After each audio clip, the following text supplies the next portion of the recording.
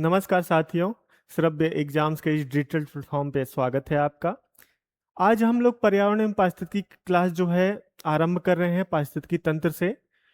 ये टॉपिक जो है काफ़ी महत्वपूर्ण है इन्वायरमेंट इकोलॉजी में जो है, क्योंकि यहाँ से कुछ शब्दावलियों के जनक जो हैं या मूलभूत अवधारणा किसने दी उसके संबंध में जो है प्रश्न पूछे जाते रहे हैं, और यहाँ पे जो कुछ नियम है विनियम है वहाँ से भी प्रश्न पूछे जाते हैं। चलिए शुरू करते हैं। पारिस्थितिकी एवं पारिस्थितिकी तंत्र क्या होता है? सबसे पहले पारिस्थितिकी को देख लेते हैं, इकोलॉजी को देख लेते हैं। पारिस्थितिकी को जो है इस तरह से परिभाषित किया जाता है, या अर्नेस्ट हैकल ने इस तरह से परिभाषित किया है कि जैव समुदाय एवं वातावरण के मध्य जो संबंध डेवलप होता है, जो अंतर संबंध रिलेशन डेवलप होता है, उसे ही इकोलॉजी कहते हैं, पारिस्थितिकी कहते हैं। और अर्नेस्ट हैकल ने 1866 ईस्वी में जो है सर्वप्रथम पारिस्थितिकी शब्द को प्रयोग किया था, इंट्रोड्यूस किया था। ठीक है, तो यहाँ पे एक प्रश्न आपका बन जाता है कि किसने जो है पारिस्थितिकी शब्द दिया था? किसने दिया था? अर्नेस्ट हैकल ने। आगे देखते हैं कि पारिस्थितिकी तंत्र क्या है। ठीक है, इकोसिस्टम।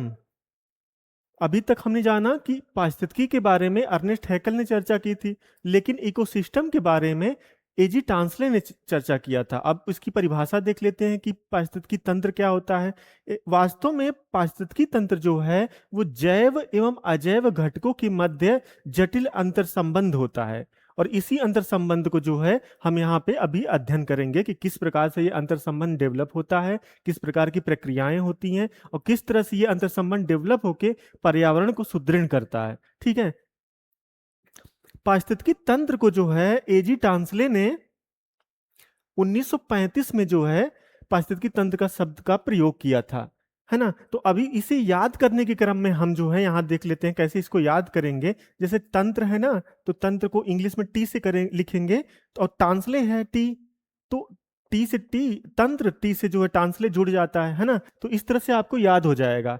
और अर्नेस्ट हैकल के संबंध में अगर याद करना आप चाहें तो यहाँ पे देख रहे हैं लॉगी जो है ना, जैसे लॉग होता है ना, लॉग के माध्यम से जो है हैकिंग वगैरह होती है। तो हैकल जो है किसी चीज को हैक करते हैं, तो यहाँ पे एक टर्मिनोलॉजी आ जाएगी, और जब वन लाइनर प्रश्न आएगा तो वहां पे आप जो है एलिमिनेट कर पाएंगे कि टी से ट्रांसले और लॉग जो है हैकिंग के काम में आता है, तो वहां पे हैकल जो जुड़ जाता है। इस प्रकार से दोनों टर्म जो है, दोनों नाम आप याद कर पाएंगे। ठीक है, अब देखते हैं कि जैव एवं अजैव घटक क्या हैं। जो अभी हमने परिभाषा में देखा कि पारिस्थितिकी तंत्र जो है वो जैव एवं अजैव घटकों के मध्य जो है अंतर संबंध जो होता है उसे कहते हैं। इनके मध्य जटिल प्रक्रियाएं जो होती हैं, अंतरक्रिया जो होती है, उसी को कहते हैं पारिस्थितिकी तंत्र। अब यहाँ पे आप देख रहे हैं कि जो जैविक घटक हैं, सबसे पहले जैविक घटक में उत्पादक होते हैं, जो स्वपोषी होते हैं, जो खाद्य श्रृंखला में एकदम पहले स्तर पे होते हैं, जहां से खाद्य श्रृंखला शुरू होती है। समझ रहे हैं? तो वो उत्पादक होते हैं। सूर्य के प्रकाश का जो सबसे पहले सर्वप्रथम कोई उपयोग करते हैं तो वो वही होते हैं। ठीक है, और ये स्वपोषी होते हैं, यानी कि ये अपना भोजन स्वयं बनाते हैं। और ठीक इसके जस्ट बाद जैविक घटकों में उपभोक्ता शामिल होते हैं, जो उत्पादकों के ऊपर निर्भर होते हैं। यानी कि जो उपभोक्ता होते हैं वो ज्यादातर या मैक्सिमम अपना भोजन स्वयं नहीं बनाते हैं। समझ रहे हैं? जो तीनों उपभोक्ता हैं, प्राथमिक द्वितीयक तृतीयक, ये उपभोक्ता प्राथमिक उत्पादकों पर निर्भर होते हैं। ये अपना भोजन स्वयं नहीं बनाते हैं, ये परपोषी होते हैं। ठीक, तो और तीसरा जो है जैविक घटक के अंतर्गत वह होता है आपका अपघटक, है ना। अपघटक के अंतर्गत जो है जीवाणु एवं कवक जो है शामिल होते हैं। इस प्रकार से हम देख रहे हैं कि जैविक घटक के अंतर्गत उत्पादक, उपभोक्ता एवं अपघटक तीनों शामिल होते हैं। ठीक, तो आपसे अगर प्रश्न किया जाए कि जैविक घटक के अंतर्गत कौन कौन से कारक शामिल होते हैं, तो वो हैं उत्पादक, उपभोक्ता एवं अपघटक। अब इनके अंतर्गत कौन कौन से आते हैं, तो वह यहाँ पे आप जो है देख रहे हैं कि प्राथमिक उपभोक्ता के अंतर्गत जो है शाकाहारी में जैसे बकरी, खरगोश, हिरण, ये सीधे घास खाते हैं, तो ये प्राथमिक उपभोक्ता हुए। समझ रहे हैं? ये मांसाहारी भोजन नहीं करते हैं, ये जो है खाद्य श्रृंखला में ये प्राथमिक उपभोक्ता कहलाते हैं। और जो द्वितीयक उपभोक्ता होते हैं वो इन्हीं शाकाहारियों का भोजन करते हैं, जैसे सांप हुआ या भेड़िया हुआ, ये सब जो है प्राथमिक उपभोक्ताओं को अपना भोजन बनाते हैं। और प्राथमिक उपभोक्ता जो होते हैं वो सीधे जो उत्पादकों को अपना भोजन बनाते हैं। और जो तृतीयक उपभोक्ता होते हैं, जैसे बाज हुआ या बाघ हुआ, ये जो है द्वितीयक उपभोक्ता को अपना भोजन बनाते हैं। इस प्रकार से इनके मध्य जो है एक परस्पर अंतर्निर्भरता है। समझ रहे हैं? यही जो है एक सिस्टम का निर्माण करती है, तंत्र का निर्माण करती है, और यही सिस्टम जो है पारिस्थितिकी तंत्र कहलाता है।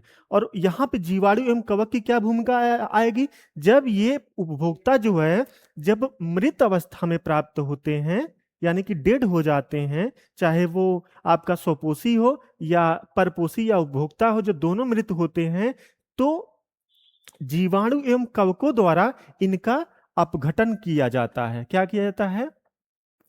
अपघटन किया जाता है, डिकम्पोजिशन किया जाता है इनका। और इसके माध्यम से फिर ये मिट्टी में मिल जाते हैं। फिर मिट्टी में मिलने के पश्चात फिर पुनः जो है पोषक तत्वों के रूप में जो है चक्रण के रूप में इन्हें पौधों को प्राप्त होते हैं। इस प्रकार से ये एक चक्र निर्मित होता है और ये जो है निरंतर चलता रहता है। और इस प्रकार जो है पारिस्थितिकी तंत्र में एक स्थायित्व कायम रहता है। अब देखते हैं अजैविक घटक क्या हैं। अजैविक घटक के अंतर्गत आप लोग देख रहे होंगे जो भौतिक कारक शामिल होते हैं, उसमें क्या आता है? तापमान, आर्द्रता, प्रकाश, वायुदाब, स्थलाकृति। अब इनका क्या रोल है? ये किस प्रकार से जो है पारिस्थितिकी तंत्र को प्रभावित करते हैं, उसे देख लेते हैं। जिस स्थान का तापमान ज्यादा होगा वहां पे कुछ विशेष प्रकार की वनस्पतियां पाई जाएंगी। तापमान ज्यादा है तो वहां पे वाष्पीकरण ज्यादा होगा, वाष्पीकरण ज्यादा होगा तो फिर संघनन के पश्चात जो है वर्षा ज्यादा होगी।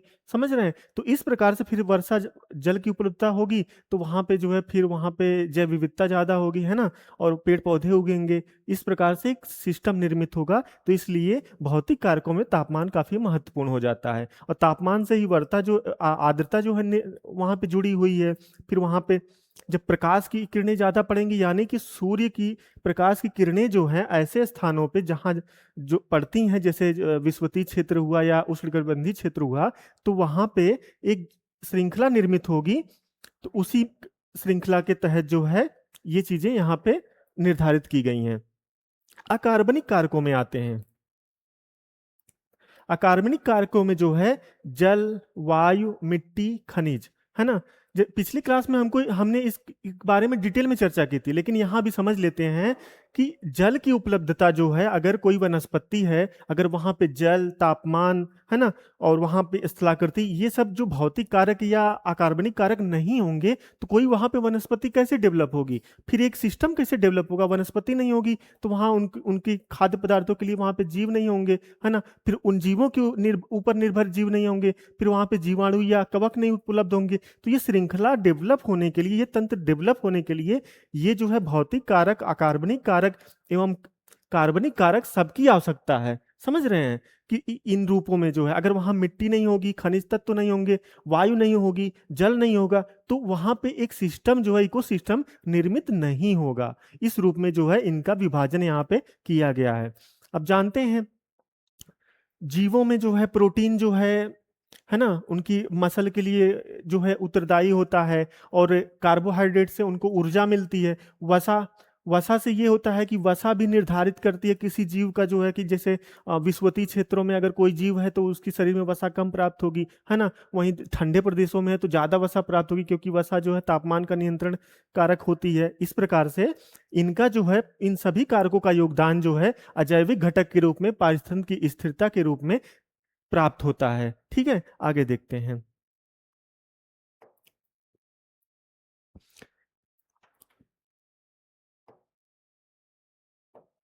अब यहाँ पे एक स्लाइड में दिया गया है कि ये जो है प्राइमरी प्रोड्यूसर है, ये महासागर के संबंध में है ना, कि किस प्रकार से वहाँ की फूड चेन जो है डेवलप होती है, श्रृंखला डेवलप होती है, उसके बारे में है। कि जैसे पहले कोई प्राइमरी प्रोड्यूसर होते हैं, जैसे शैवाल हुआ या कोई सूक्ष्म माइक्रो जीवाणु हुए, समझ रहे हैं, या एल्गी हुआ, तो उसके बाद जो है फिर उन पे प्राइमरी कंज्यूमर्स आ जाते हैं, छोटे छोटे पिस्सू टाइप के। उसके बाद फिर जो छोटी छोटी मछलियां आ जाती हैं, है ना।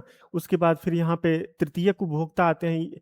फिर जो है अंतिम उपभोक्ता आते हैं जिसमें सार्क होती हैं। तो ये जो क्रम है ये महासागरीय क्रम है। ठीक है, महासागर में ये श्रृंखला डेवलप होती है। और इसके पहले जो हमने देखा था यहाँ पे, ये स्थल मंडल के क्रम में था और वो जल मंडल के क्रम में। ठीक है, क्लियर है? आगे चलते हैं। अब पारिस्थितिकी की शाखाएं कौन कौन सी हैं उसे भी देख लेते हैं। हमने यहाँ पे अभी तक ये जाना है कि इकोलॉजी के अंतर्गत इकोलॉजी होती क्या है, उसके शब्द किसने दिए हैं। फिर इकोलॉजी के अंतर्गत इकोसिस्टम क्या होता है, सिस्टम में इकोसिस्टम की परिभाषा देखी हमने। उसके बाद इकोसिस्टम में जो है दो घटक होते हैं, जैव एवं अजैव घटक, उन घटकों को देख लिया। वो घटक किस प्रकार से उत्तरदायी होते हैं पारिस्थितिकी तंत्र की स्थिरता के लिए, उसे जान लिया। अब जो है इकोलॉजी की शाखा क्या होती है उसे देखते हैं। स्वपारिस्थितिकी। स्वपारिस्थितिकी क्या होती है? ये स्वपारिस्थितिकी एक्चुअली वैयक्तिक लेवल पे होती है, यानी कि व्यक्तिगत लेवल पे होती है। कैसे? एक व्यक्तिगत पौधे अथवा जंतु या एक व्यक्तिगत जाति वातावरण से उसके जो संबंध डेवलप होते हैं, वो वातावरण को जिस प्रकार से प्रभावित करती है एक व्यक्तिगत जाति या जंतु, वही जो सिस्टम कहलाता, वो जो सिस्टम होता है या जो शाखा होती है वो स्वपारिस्थितिकी कहलाती है। कैसे? जैसे कंफ्यूजन कभी कभी आता है कि स्वपारिस्थितिकी एवं समुदाय पारिस्थितिकी में जो है क्या अंतर है। यहाँ पे हम जब विकल्प देखते हैं तो कंफ्यूज हो जाते हैं। जो स्वपारिस्थितिकी, स्व जुड़ा है ना, स्व से मतलब है अपना, स्वयं का। जब बात स्वयं की आ गई तो यहाँ पे अपना एक इंडिविजुअल, मतलब व्यक्तिगत चीजें डेवलप हो रही है ना, इंडिविजुअलिज्म आ रहा है ना। तो उस लिए जो है यहाँ पे जो व्यक्तिगत पौधे होते हैं या जंतु होते हैं वो स्वपारिस्थितिकी के अंतर्गत शामिल होते हैं, या उनके जो एक व्यक्तिगत जीव जो होता है, एक व्यक्तिगत पौधा जो होता है या जीव जो होता है, उसका जो है पर्यावरण के साथ किस प्रकार का संबंध है, वो किस प्रकार से पर्यावरण से प्रभावित होता है, वो चीज जो है स्वपारिस्थितिकी के अंतर्गत शामिल होती है। क्लियर हो गया? दूसरा देखते हैं समुदाय पारिस्थितिकी। वहां पे देख रहे थे आप, व्यक्तिगत जीव था, एक सिंगल जीव था, सिंगल, है ना, ऑर्गेनिज्म था। यहाँ पे पूरी कम्युनिटी की बात हो रही है ना। इसको साइनिकोलॉजी कहते हैं। इंग्लिश ज्यादा, यहाँ ऑर्टिकियोलॉजी था, वहां पे साइनिकोलॉजी है। तो इसको जो है इंग्लिश टर्म को ज्यादा याद करिएगा, क्योंकि ये जो है कभी कभी इंग्लिश टर्म में ही पूछ लेता है। अब इसकी भी दो शाखाएं होती हैं। यहाँ पे समुदाय हमने देख लिया कि यानी कि यहाँ पे जो व्यक्तिगत चीजें थी वो जो है यहाँ कम्युनिटी लेवल पे आ जाती हैं, है ना, कम्युनिटी लेवल पे। अब इसकी भी दो चीजें हैं, एक है आबादी पारिस्थितिकी और दूसरा है समुदाय पारिस्थितिकी। अब आबादी यानी कि एक ही जीव, एक ही जंतु का जो है, जो संख्या है, बड़ी संख्या है या अधिक संख्या है, वही जो है आबादी पारिस्थितिकी के अंतर्गत शामिल होती है ना। वहीं समुदाय पारिस्थितिकी के अंतर्गत जो है एक ही स्थान पर प्राप्त समस्त पादप एवं जंतु, एक ही स्थान पर प्राप्त समस्त पादप एवं जंतु समुदाय के व्यवहारों का जो अध्ययन है वो जो है समुदाय पारिस्थितिकी में शामिल होता है। एक एक विशेष स्थान पर, यानी कि स्थल मंडल या जल मंडल का जो संक्रमण क्षेत्र होता है वहां पे, या जीव मंडल में एक विशेष स्थान पर सभी जीवों का जो समुच्चय होता है, उनका पर्यावरण के साथ जो अध्ययन है वो चीज समुदाय पारिस्थितिकी के अंतर्गत शामिल होता है। क्लियर हो गया? आगे चलते हैं। अगला है आपका पारिस्थितिकी तंत्र से संबंधित नियम। पारिस्थितिकी तंत्र से संबंधित कुछ नियम हैं जो आप जो है विभिन्न रूपों में देखते होंगे, पढ़ते होंगे। उसे जो है यहाँ पे एक बार हम लोग रिवीजन कर लेते हैं, क्योंकि आप जान रहे हैं कि ये इन्वायरमेंट इकोलॉजी की पूरी रिवीजन की कक्षा है, जो कोशिश की जा रही है कि इसी पीपीटी के माध्यम से और कुछ प्रश्नों के माध्यम से हम यहाँ पे आपका रिवीजन में सहायता कर सकें। एक नियम है, हालांकि ये भूगोल का नियम है, लेकिन यहाँ पे भी इसकी महत्ता है, एक रूपतावाद का नियम। ये नियम वास्तव में ये कहता है कि अतीत में जो है, जो भी घटनाएं हुई हैं उनका अध्ययन हम करेंगे तो जो भी अतीत में घटनाओं या परिवर्तन के जो नियम थे वो वर्तमान में भी प्राप्त हो रहे हैं, लेकिन उनकी तीव्रता या उनका परिमाण जो है वो उसमें अंतर प्राप्त होता है। अब ये चीज आपको समझ नहीं आ रही होगी, अभी देखते हैं एग्जाम्पल के माध्यम से। जैसे आप इस चित्र में देख रहे होंगे कि ये अतीत में इस प्रकार की यहाँ पे ये चीजें थी, और वर्तमान में इस प्रकार की चीजें यहाँ पे दिख रही हैं आपको, है ना। अब अतीत में कुछ अंतर्जात बल कार्य कर रहे थे, पर्वत निर्माणकारी बल कार्य कर रहे थे, तो पर्वत का निर्माण हो गया, ज्वालामुखी वहां पे हो रही है ना। फिर उसके पश्चात क्या हुआ कि एक समतलकारी बल भी कार्य कर रहा है ना। यानी कि यहाँ पे अपर्दन हो रहा है, अनाच्छादन हो रहा है, डेनुडेशन हो रहा है। तो एक बल इनको इसके उत्थान के लिए कार्य कर रहा है, एक बल इसके समतलन के लिए कार्य कर रहा है। फिर यही प्रक्रिया यहाँ भी चल रही है, यही प्रक्रिया आगे भी चलती रहेगी। तो ये जो सिस्टम है, ये जो तंत्र है ना, ये जो नियम है, एक रूपतावाद का नियम, ये सदैव से एक समान रूप से चालित है।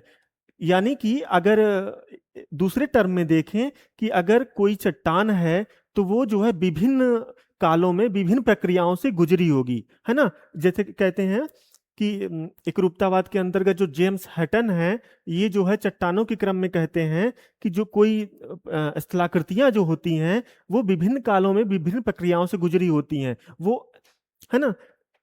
वर्तमान जो है भूत की इकाई है, कहते हैं। वास्तव में जो एकरूपतावाद है,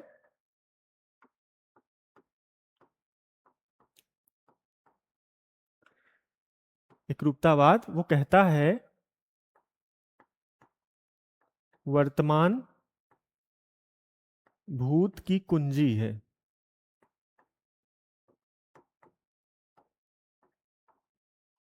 यानी कि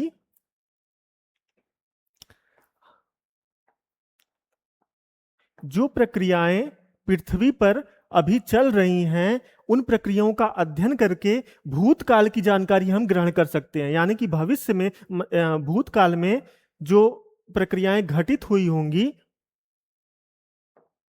उनका भी अध्ययन हम वर्तमान की दशाओं को देख के, वर्तमान की चट्टानों को अध्ययन करके, वर्तमान के पर्यावरण को अध्ययन करके, जो भूतकाल में अतीत में जो प्रक्रम चल रहे थे उनका भी अध्ययन हम कर सकते हैं, है ना। ये छोटा छोटा जो है आप टर्मिनोलॉजी यहाँ पे देख रहे हैं, और इतना आपने जान लिया कि हाँ, इतना ही बस रट लीजिए कि वर्तमान भूत की कुंजी है, ये किसने कहा था? किसने कहा था? जेम्स हटन ने कहा था 1785 के आसपास। कब कहा था? 1785 के आसपास जेम्स हटन ने एक रूपतावाद का सिद्धांत दिया था। उसमें उन्होंने ये कहा था कि प्रेजेंट इज द के ऑफ पास्ट, है ना। वर्तमान जो है भूत की, अतीत की कुंजी है। ठीक, आगे देखते हैं। ऊर्जा संरक्षण का नियम, 10% का नियम लिंडमैन ने दिया था। क्या है ये?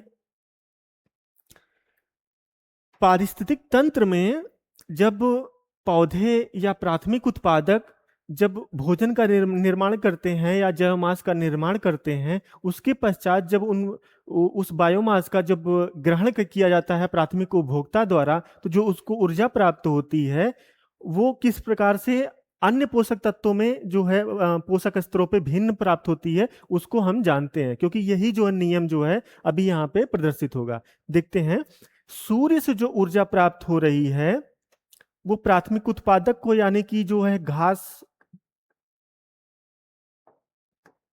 घास स्थल समझ लीजिए, ये है ना, या पेड़ पौधे हैं, इनको अगर सूर्य से प्राप्त होने वाली ऊर्जा 10,000 जूल है, ठीक, तो अगले पोषक स्तर पे यानी कि प्राथमिक उपभोक्ता को ये 1,000 जूल प्राप्त होगी। यानी कि इसका 90% यहां क्षय हो जाएगा।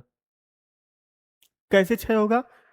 कुछ ऊर्जा इसकी श्वसन में चली जाएगी, रेस्पिरेटरी सिस्टम में नष्ट हो जाएगी, और कुछ जो है इसके बायोमास निर्माण में चली जाएगी।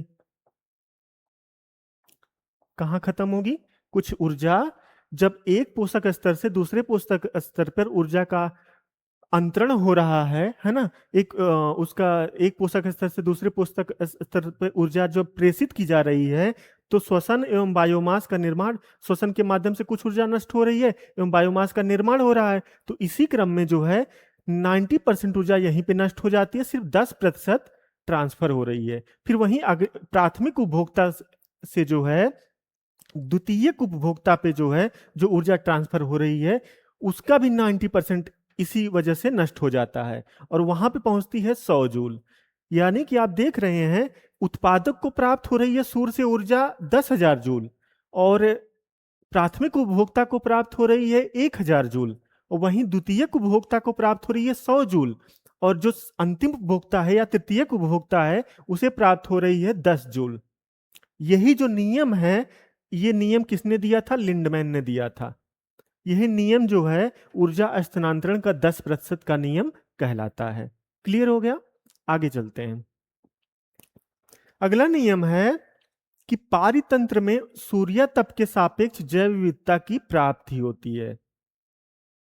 समझ रहे हैं इसे?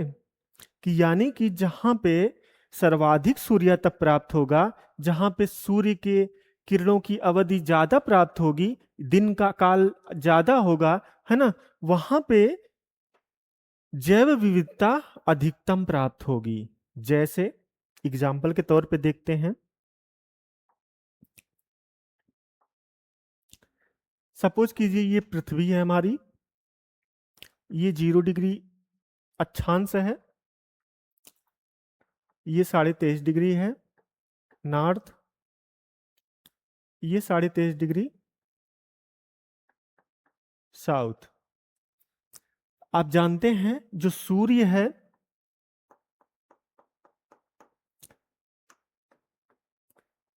उसकी किरणें किरणें जो होती हैं वो वर्ष में इन अक्षांशों पे एक बार अवश्य सीधी पड़ती हैं, लंबवत पड़ती हैं, 90 डिग्री का कोण निर्मित करती हैं। और सूर्य 23.5 डिग्री नॉर्थ से लेकर 23.5 डिग्री साउथ के मध्य जो है विचरण करता रहता है, उसका उत्तरायण दक्षिणायण होता रहता है। ठीक है, तो इसी क्रम में जो है ये वो जो नियम है कि ये जो क्षेत्र है यहां से लेके यहां तक जो है, यही क्षेत्र जो है सर्वाधिक पृथ्वी पे सूर्यतप प्राप्त करता है, और इसी क्षेत्र में सर्वाधिक जैव विविधता प्राप्त होती है इन क्षेत्रों की अपेक्षा। यहाँ पे न्यूनतम जैव विविधता प्राप्त होगी इन दोनों क्षेत्रों में, लेकिन यहाँ पे अधिकतम होगी। और ये जो क्षेत्र है ये सदैव जो है सूर्यतप प्राप्त करता है, क्योंकि ये विषुवतीय क्षेत्र है।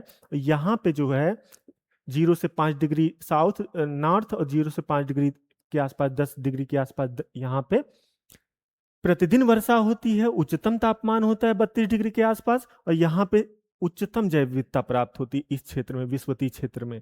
समझ रहे हैं? तो इस प्रकार से ये जो नियम है कि पारितंत्र में सूर्यतप के सापेक्ष जैव विविधता की प्राप्ति होती है, वो नियम सिद्ध होता है। ठीक है, आगे चलते हैं।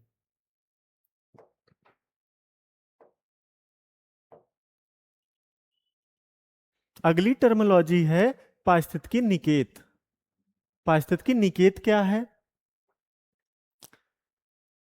किसी एक माइक्रो हैबिटेट में जिसमें एक ही प्रकार की जाति या उपजाति निवास करती है, उसे पारिस्थितिकी निकेत कहते हैं। यानी कि एक ऐसा क्षेत्र जहां केवल एक ही प्रजाति अपने भोजन, आवास, वायु के जल, पीने के लिए जल, इन सब चीजों का समुचित संसाधन के लिए निर्भर होती है, वो जो माइक्रो हैबिटेट होता है, माइक्रो हैबिटेट वही जो होता है उस प्रजाति के लिए उसका नीचे होता है, निकेत होता है। समझ रहे हैं? और एक ही प्रजाति, दो प्रजातियां जो है एक साथ, इस जो निकेत होता है माइक्रो हैबिटेट, यहाँ पे दो प्रजातियां नहीं रह सकती। अभी इसकी पिछली वाली कक्षा में हमने पढ़ा था कि जो अपवर्जन का नियम है, यानी कि जो प्रबल प्रजाति होगी वो कमजोर प्रजाति को बाहर कर देगी। क्यों? क्योंकि यहाँ पे भोजन, पानी, आवास उसका जो है वो निश्चित होता है, वहां संसाधन रिसोर्सेज जो होते हैं वो निश्चित होते हैं। समझ रहे हैं? तो इस क्रम में जो है ये जो है इकोलॉजिकल निकेत जो है प्रजाति के अध्ययन में काफी महत्वपूर्ण टर्मिनोलॉजी हो जाती है। अब देखते हैं कि पारिस्थितिकी शब्द निकेत जो है किसने दिया है। ग्रीनेल्स ने 1917 में पारिस्थितिकी निकेत शब्द को इंट्रोड्यूस किया था, है ना, उससे हमारा परिचय कराया था, सर्वप्रथम इस शब्द को प्रयोग किया था। अब यहाँ पे ये भी कई बार प्रश्न पूछा है कि जो है इकोलॉजिकल निकेत की अवधारणा किसने दी थी, तो अब आपको क्लियर हो गया होगा कि ग्रीनेल्स ने जो है 1917 में पारिस्थितिकी निकेत की अवधारणा दी थी।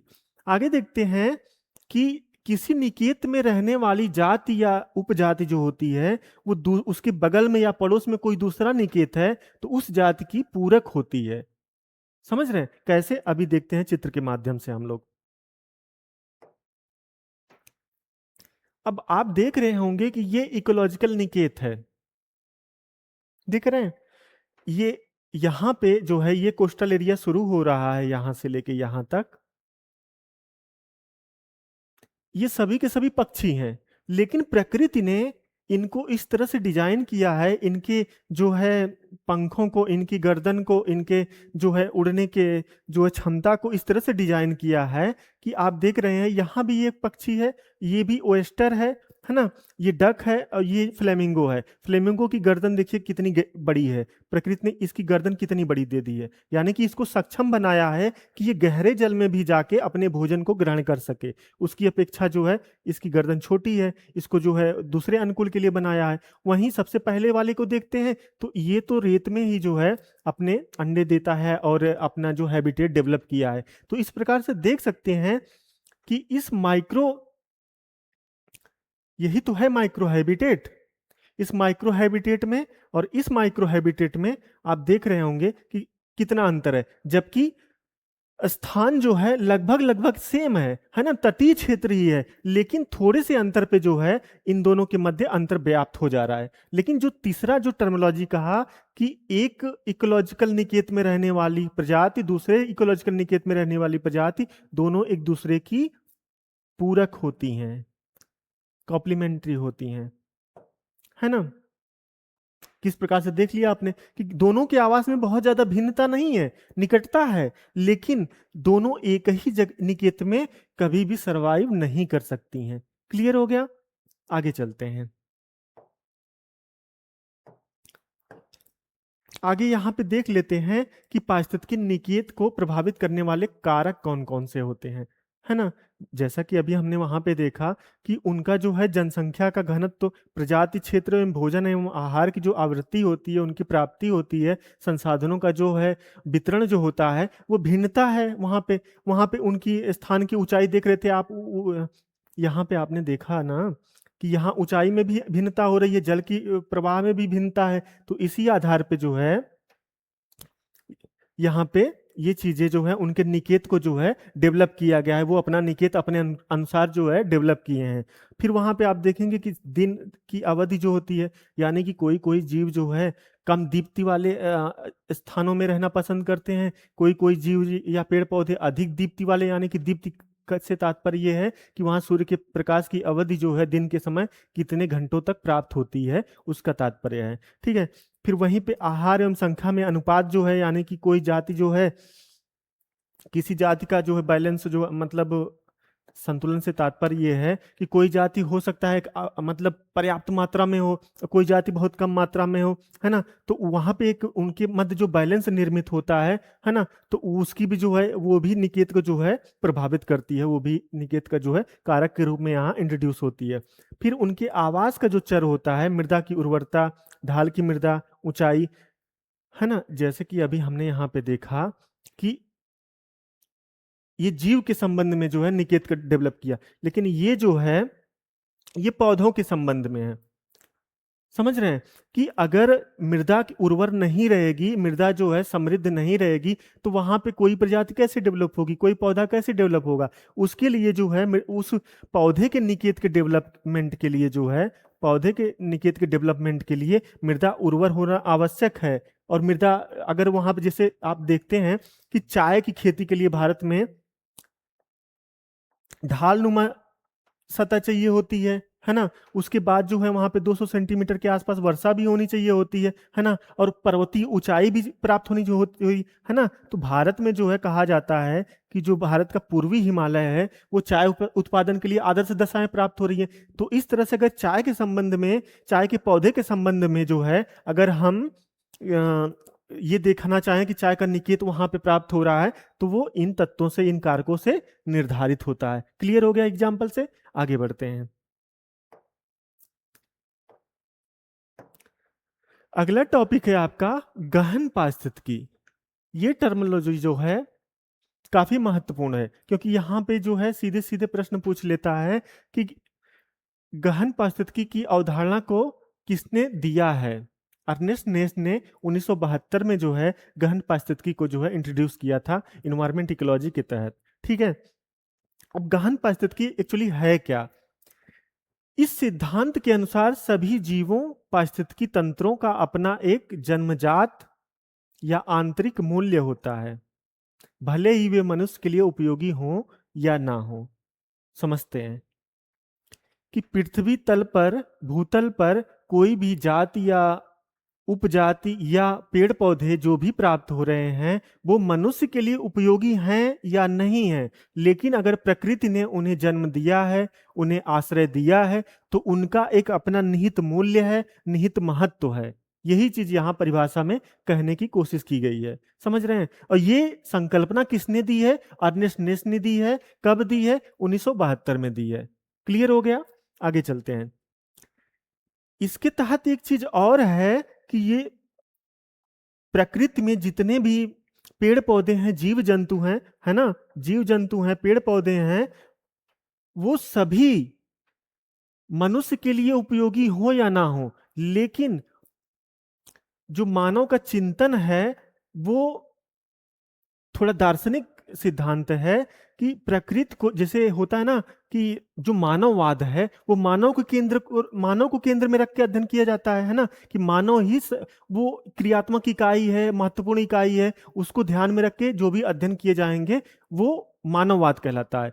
यहाँ पे ये प्रकृतिवाद है। यहाँ पे प्रकृति के जीव जंतुओं को प्रकृति को केंद्र में रख के और प्रकृति का अध्ययन किया जाता है, प्रकृति को महत्व दिया जाता है, और ये संकल्पना जो डेवलप होती है यही गहन पारिस्थितिकी कहलाती है। चलिए ठीक है, आगे चलते हैं।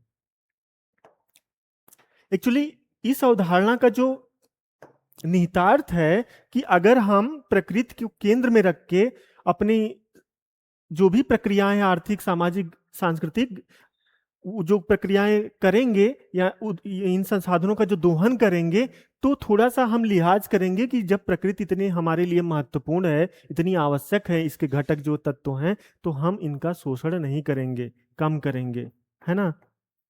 हम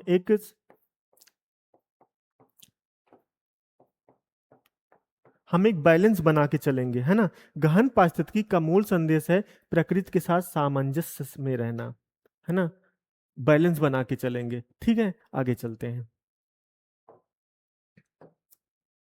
अगला है पारिस्थितिकी तंत्र में खाद्य श्रृंखला, फूड चेन। आप हमेशा से पढ़ते होंगे खाद्य श्रृंखला, खाद्य जाल, है ना। तो उसी की चर्चा है यहाँ पे कि इकोसिस्टम में जो है फूड चेन क्या होती है। वास्तव में आप यहाँ चित्र के माध्यम से देख रहे होंगे कि एक श्रृंखला बन रही है जीवों की, है ना। सबसे पहले आप देख रहे हैं प्राथमिक उत्पादक है, उसके बाद एक जीव है, दूसरा है, तीसरा है। तो ये जो श्रृंखला निर्मित हो रही है, प्राथमिक उत्पादक, प्राथमिक, है ना, उसके बाद प्रथम उपभोक्ता, द्वितीय, तृतीय, ये एक चैन निर्मित हो रहा है। यही जो है हमें यहाँ इसका अध्ययन करना है। प्राथमिक उत्पादक प्रथम, द्वितीय, तृतीय श्रेणी के उपभोक्ताओं एवं अपघटनकर्ता आपस में मिलकर खाद्य श्रृंखला का निर्माण करते हैं, फूड चेन का निर्माण करते हैं। कैसे?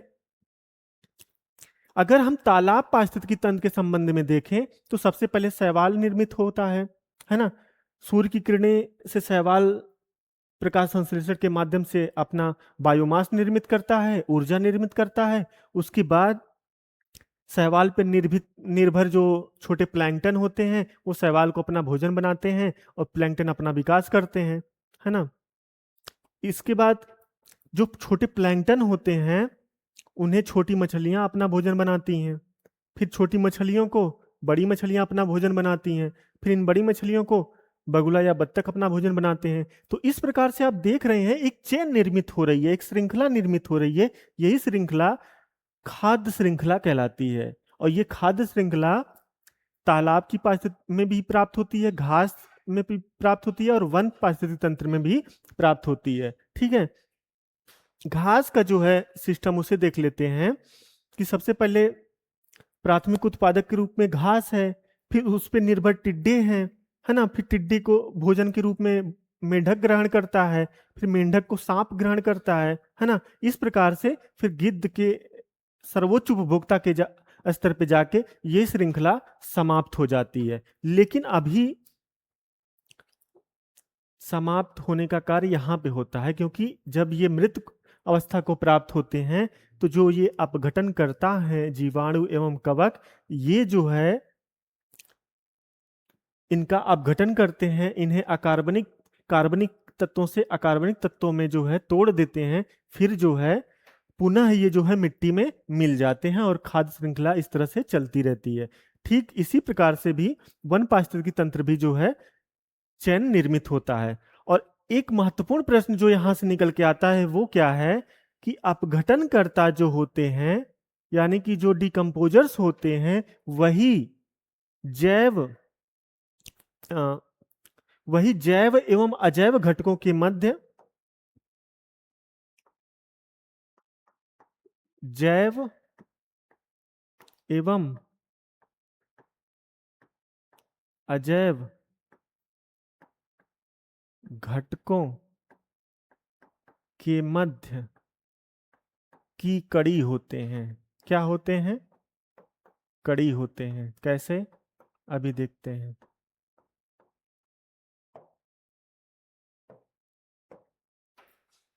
कोई जीव जब अपनी अंतिम अवस्था को, मृत अवस्था को प्राप्त होता है, तो जब उसका अपघटन होता है, विघटन होता है, तो वो पुनः मिट्टी में मिल जाता है। तो मिट्टी से फिर प्राथमिक उपभोक्ता को मिल जाता है। तो मिट्टी में जो मिला, मिट्टी जो है वो अजैव घटक है ना, और जो ये पौधे हैं ये जैव घटक हैं। तो इस प्रकार से मिट्टी और इसमें जो है जो एक कड़ी का निर्माण हुआ, वही तो है अपघटन करता। यहां से इस प्रकार से प्रश्न बनते हैं, और अब आपके प्रश्न वो गलत नहीं होंगे। आगे चलते हैं। अब है type of food chain in a ecosystem.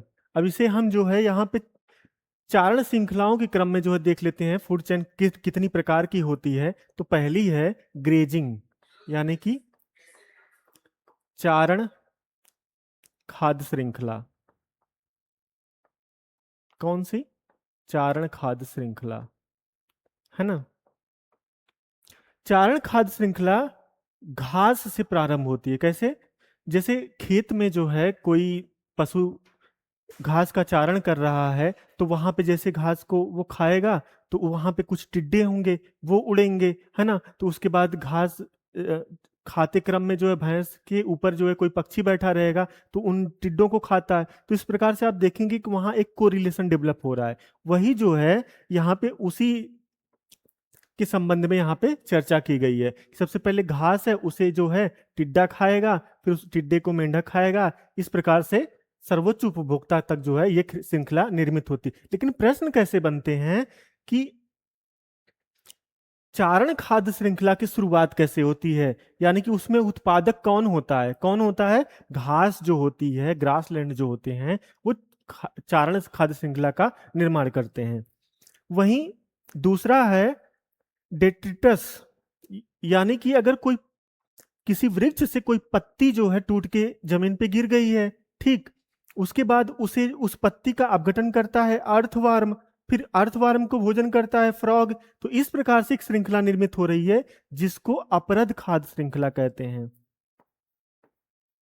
कौन सी श्रृंखला कहते हैं? अपरद खाद्य श्रृंखला। इसकी शुरुआत कहां से हो रही है? यानी कि ह्यूमस से निर्मित होता है ना, तो वहां पे पत्ती गिरती है, तो उसके बाद जो है उसको पत्ती का अपघटन होता है, अर्थवर्म करता है। तो इस प्रकार से जो है ये श्रृंखला निर्मित होती है। तीसरा है पैरासाइटिक फूड चेन। देख रहे हैं, वृक्ष है, फिर प्राइमरी कंज्यूमर्स है ना। इस प्रकार से ये खाद्य श्रृंखला यहाँ पे पैरासाइटिक के रूप में निर्भर होती है। ठीक है, आगे चलते हैं।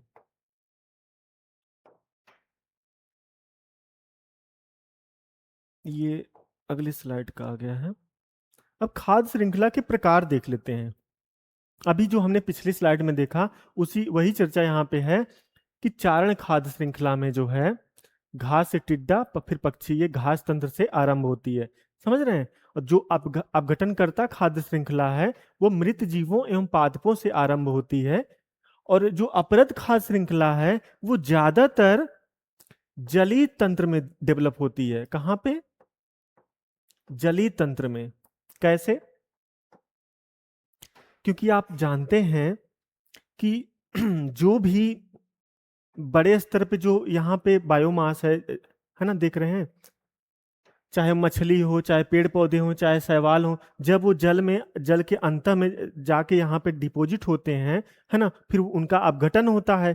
अपघटाओं द्वारा जो है, जीवाणु एवं कवकों द्वारा, फिर छोटी मछलियां उन्हें भोजन बनाती हैं, फिर बड़ी मछलियां इन्हें भोजन बनाती हैं। जैसे अभी हमने यहाँ पे देखा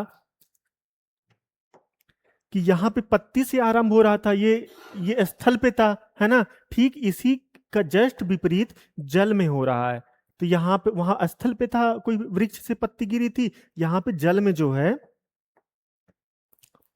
इकट्ठा हो रहे हैं, जैसे मृत मछलियों के जो है अपशिष्ट प्राप्त हो रहे हैं, और जो भी वहां पे बायोमास है उसका, पेड़ पौधों का, उसका जो है यहाँ पे प्राप्त हो रहा है। फिर इसका अपघटन किया जाएगा जीवाणु एवं कवकों द्वारा जो है ना। उसके बाद फिर ये प्राप्त होगा छोटे जलीय जीव जंतुओं को, उसके बाद बड़ी मछलियां छोटी मछलियों को अपना भोजन बनाएंगी।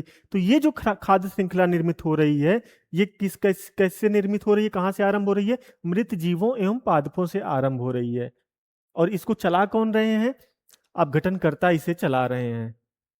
क्लियर हो गया? आगे चलते हैं। अगला है खाद्य जाल, है ना। पारिस्थितिक तंत्र में खाद्य जाल क्या होता है, फूड वेव क्या होता है? वास्तव में खाद्य श्रृंखला में उत्पादक, उपभोक्ता एवं अपघटक के बीच जो है एक घनिष्ठ संबंध होता है। क्या होता है? घनिष्ठ संबंध होता है। अनेक खाद्य श्रृंखलाओं का जो एक घनिष्ठ संबंध होता है, एक जाल निर्मित करते हैं। जैसे अनेक खाद्य श्रृंखलाएं जो अभी हमने पढ़ा, चारण, अपरद और अपघटनकर्ता वाली जो खाद्य श्रृंखलाएं थी, वो कॉम्प्लेक्स एक संबंध निर्मित करती हैं, घनिष्ठ संबंध निर्मित करती हैं। वही जो संबंध होता है वही खाद्य जाल कहलाता है। अनेक खाद्य श्रृंखलाओं के पारस्परिक संबंध को खाद्य जाल कहते हैं। और अनेक खाद्य श्रृंखलाएं कौन कौन सी हैं, अभी हम पिछली स्लाइड में देखे उसको। ठीक है, अब ये किस प्रकार से जो है संबंधित होता है उसे देखते हैं। खाद्य जाल संपूर्ण समुदाय से संबंधित होता है ना। खाद्य जाल में ऊर्जा का प्रवाह एक दिशीय होते हुए भी कई पथों से होकर गुजरता है। कैसे? देखते हैं। ये उदाहरण है तालाब पारिस्थितिकी तंत्र का। आप यहां देख रहे हैं कि सबसे पहले छोटे प्लैंकटन है ना। छोटे प्लैंकटन को घोंघा भी अपना भोजन बनाते हैं, जल के छोटे कीट लार्वा जो होते हैं वो भी अपना भोजन बना रहे हैं, है ना। फिर इन लार्वों को जो है मेंढक अपना भोजन बना रहा है। फिर देख रहे हैं कि जो बड़ी मछलियां हैं वो भी जो है प्लैंकटन को अपना भोजन बना रही हैं। फिर इन मछलियों को जो है बत्तख अपना भोजन बना रही है। तो इस प्रकार से देख रहे हैं काफी कॉम्प्लेक्स चीजें जो है यहाँ पे दिख रही हैं, है ना। फिर इन छोटे प्लैंकटन को जो है अपघटनकर्ता भी अपना भोजन बना रहे हैं। ठीक है, और जो बड़ी मछलियां, इन्हें बगुला भी अपना जो भोजन बना रहा है। तो आप समझ नहीं पा रहे हैं कि ये खाद्य श्रृंखला किधर से किधर चल रही है, और यहाँ पे जो ये सिस्टम निर्मित हो रहा है ये किस प्रकार से। लेकिन यहाँ पे एक चीज क्लियर है, वो ये कि यहाँ पे जो ऊर्जा का प्रवाह है वो एक दिशी है, वो डिस्टर्ब नहीं हो रहा है। यानी कि ऊर्जा एक ही दिशा में प्रवाहित होगी, भले वो कई परिपथों से होके गुजरे। जैसे अगर ये छोटे प्लैंकटन है, इनको भोजन के रूप में जल कीट ने खाया, इसे मछली ने खाया, छोटी मछली ने, फिर छोटी मछली को बकुले ने खाया। अब यहाँ पे जो ऊर्जा का प्रवाह, ये एक सिस्टम निर्मित हुआ ना, एक चैन निर्मित हुई ना, है ना। तो यहाँ पे जो ऊर्जा का प्रवाह होगा वो ठीक इसी दिशा में होगा। और यहाँ पे ऊर्जा के प्रवाह के क्रम में जो है ये कई परिपथों से होकर ऊर्जा गुजरी है ना। यहां से यहां, फिर यहां से यहां, यहां से यहां, लेकिन यहाँ पे जो ऊर्जा की दिशा है वो एक समान बनी रही है। ठीक, आगे देखते हैं। अब ये भी स्लाइड में आप देख रहे होंगे कि ये भी काफी कॉम्प्लेक्स जो है स्थलीय जीवों के संबंध में यहाँ पे जो है खाद्य जाल देख रहे होंगे। कि सबसे पहले देख रहे हैं ये सूर्य के प्रकाश से पेड़ पौधे अपना भोजन बना रहे हैं, है ना। उसके बाद इन पे निर्भर टिड्डे हैं, फिर ये चिड़िया इस पे इन टिड्डों को खाती है। फिर इन चिड़ियों को कभी स्नैक या खाते हैं, या फिर चिड़ियों को स्नैक कैसे खाएगा। फिर उसके बाद जो है ग्रास कॉपर को जो है मेंढक अपना भोजन बनाते हैं। तो इस प्रकार से देख रहे हैं एक काफी जटिल जो है संबंध डेवलप हो रहा है। आगे चलते हैं। अगला काफी महत्वपूर्ण टॉपिक आपका है, वो है जैव संचयन एवं जैव आवर्धन। यहां से काफी प्रश्न पूछे जाते हैं, है ना। और अभी हाल फिलहाल में जो एग्जाम हुए थे वो यहाँ से प्रश्न पूछे गए थे। जैव संचयन क्या होता है, बायो एक्युमुलेशन क्या होता है? वास्तव में किसी एक जीव में हानिकारक तत्वों एवं पदार्थों का जो संचय होता है, एक पोषक स्तर पे जो संचय होता है, वही बायो एक्युमुलेशन या जैव संचयन कहलाता है। कैसे? किसी जीव में हानिकारक पदार्थों के एकत्रीकरण को जैव संचयन कहते हैं, है ना। इसमें प्रदूषकों का एकत्रण जो होता है वो एक ही पोषक स्तर पे होता है, समझ रहे हैं। और ये जो संचयन होता है कैसे होता है? सबसे पहले हम इसे सांस के माध्यम से भी अपने शरीर में ग्रहण कर सकते हैं। भोजन ले रहे हैं वहां पे अगर प्रदूषक प्राप्त हो रहे हैं तो वो भी हमारे शरीर में आ सकता है। और त्वचा के संपर्क से भी जो है, यानी कि त्वचा कोई प्रदूषणकारी पदार्थ है अगर हम उसे टच करते हैं, छूते हैं, तो भी जो है वो हमारे अंदर प्रवेश कर जाएगा हमारी त्वचा के माध्यम से। तो ये जो प्रदूषक होते हैं इनका जो है हमारी शरीर में जो एकत्रण होता है, किसी वैयक्तिक स्तर पे जो एकत्रण होता है, वही जो है बायो एक्युमुलेशन कहलाता है। और इसका जो मापन होता है वो पार्ट पर मिलियन में होता है। किस में होता है? पार्ट पर मिलियन में होता है। अब यहाँ पे आप उदाहरण के माध्यम से देख रहे होंगे कि अगर जल प्रदूषित प्रदूषित है और उस जल में कोई छोटी मछली रह रही है, यानी कि जो जल प्रदूषण स्तर का है वो देख रहे हैं 0.00003 ppm है। और जो मछली में जो है प्रदूषणकारी तत्वों का जो सांद्रण पाया जाएगा वो 0.23 ppm के आसपास पाया जाएगा। वहीं बड़ी मछली में ये बढ़ के 2.07 ppm हो जाएगा। तो लेकिन जो इस मछली में, इस वैयक्तिक मछली में या एक पोषक स्तर पे इस मछली में अगर जो संचयन पाए, जो प्रदूषणकारी तत्वों का जो संग्रहण पाया जा रहा है, संचयन पाया जा रहा है, तो ये संचयन कहलाएगा। लेकिन ये जो प्रक्रम में जो सांद्रण हो रहा है वो जैव आवर्धन वही चीज हो जाती है। कैसे समझते हैं? जो प्रदूषणकारी पदार्थ हैं वो खाद्य श्रृंखला में विभिन्न पोषण स्तरों के माध्यम से उच्च जीवों में स्थापित होते हैं। यानी कि कोई प्रदूषणकारी तत्व है वो जो है विभिन्न पोषक स्तरों से गुजरते हुए खाद्य श्रृंखला के सर्वोच्च जो उपभोक्ता है उसमें जाके एकत्रित होता है। उसे क्या कहते हैं? जैव आवर्धन कहते हैं, बायो मैग्निफिकेशन कहते हैं। कैसे हो रहा है देखिए यहाँ पे। सबसे पहले आप देख रहे होंगे कि ये छोटे छोटे छोटे प्लैंकटन हैं जो उत्पादक हैं जल तंत्र में, है ना। फिर इनको जो है अपना भोजन बना रहे हैं, ये पिस्सू टाइप की चीजें हैं, ये प्रथम उपभोक्ता कहलाएंगे। फिर इनको जो है मछलियां अपना भोजन बना रही हैं, छोटी मछली वो द्वितीय उपभोक्ता है। और फिर इन्हें अपना भोजन बना रहे हैं जो मछलियां, वो तृतीय उपभोक्ता है ना। फिर इन मछलियों को जो भोजन बना रहा है जो बाज है वो चतुर्थ उपभोक्ता है। अगर बाज की शरीर का आप अन्वेषण करेंगे, उसे लैब में ले जाएंगे, तो वहां पे जो पार्ट पर मिलियन में मापन हो रहा है तो वहां पे सर्वाधिक प्रदूषणकारी तत्वों का संग्रहण पाया जाएगा। क्लियर है? आगे चलते हैं।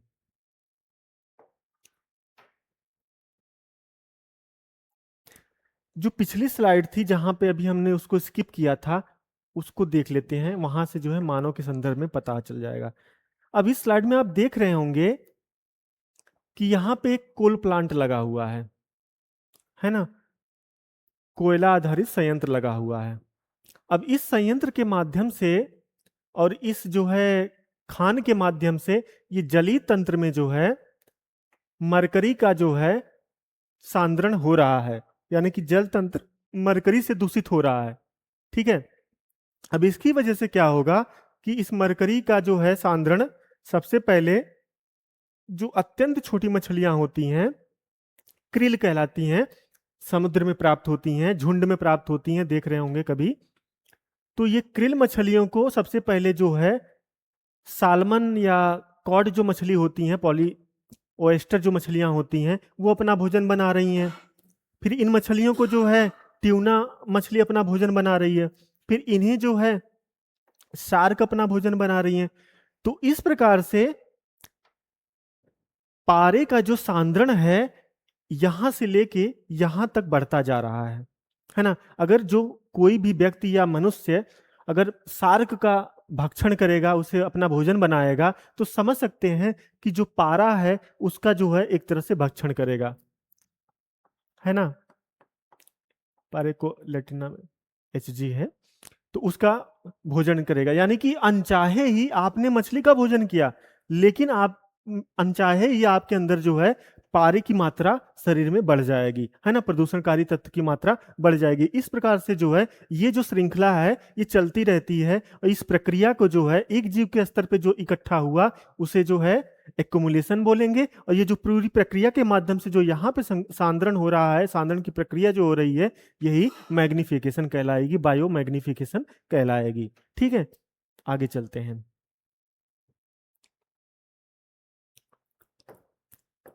अगला टॉपिक है पारिस्थितिकी उत्पादकता। पारिस्थितिकी उत्पादकता क्या होती है? अभी हमने जाना कि सूर्य के प्रकाश की उपस्थिति में हरे पौधे अपने बायोमास का निर्माण करते हैं, और फिर उन्हीं हरे पौधों को प्राथमिक उपभोक्ता जो है भोजन के रूप में ग्रहण करते हैं, फिर उन प्राथमिक उपभोक्ता को द्वितीयक उपभोक्ता अपना भोजन बनाते हैं। तो इस प्रकार से एक क्रम चलता रहता है। ठीक, तो इसी क्रम में जो प्राथमिक उत्पादक जो होते हैं, जो हरे पौधे होते हैं, वो जो है